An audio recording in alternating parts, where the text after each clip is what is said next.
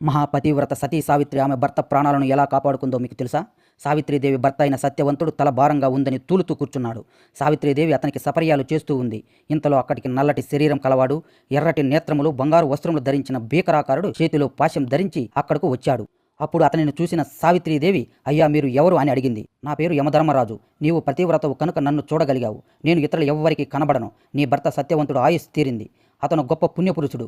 అందుకని అతను ప్రాణాలను హరించుటకు నేనే స్వయంగా వచ్చానని చెప్పి యమధర్మరాజు పాశమును సత్యవంతుడిపై విసిరి తన జీవులను తీసుకుని దక్షిణ దిక్కునకు ప్రయాణమయ్యాడు.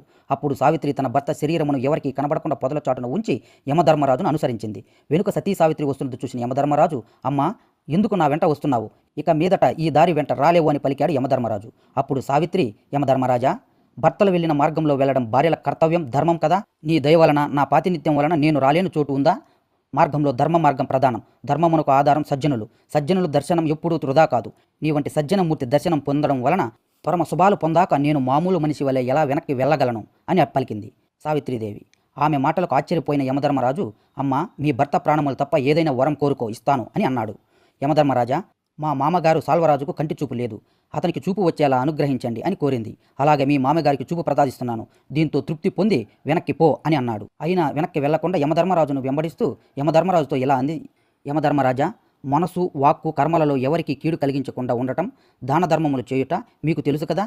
నీవు ధర్మదేవుడివి, నీకు తెలియనిది ఏముంది? అందరి పట్ల సమబుద్ధితో ఉంటావు కనుక నిన్ను సమవర్తి అని అంటారు కదా అని పలికింది. అప్పుడు యమధర్మరాజు, అమ్మ సావిత్రి, నీ మాటలు అమృతి ప్రాణము.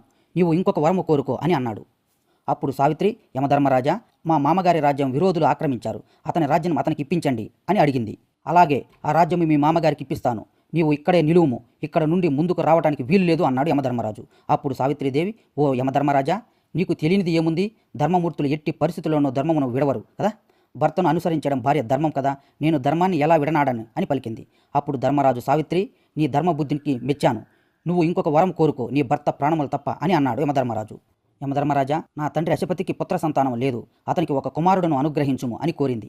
నీ తండ్రికి ఒక కుమారుడును ఇస్తాను. నువ్వు చాలా అలిసిపోయావు, ఇక్కడ నుండి వెనక్కి మరులు అని అన్నాడు. అప్పుడు సావిత్రి, యమధర్మరాజా, సతికి భర్త సేవయే పరమార్థం కదా. నా మనసు నా భర్త పాదాల సేవలో నిమగ్నమై ఉంది. నాకు అలుపెక్కడిది. ఎవరితోనైనా 7 మాటలు మాట్లాడితే బంధువులవుతారు అంటారు కదా. మీరు నాతో ఎన్నో మాట్లాడారు. ఇప్పుడు మీరు నాకు బంధువు అయ్యారు కనుక నా కోరికను మన్నించండి అని అడిగింది.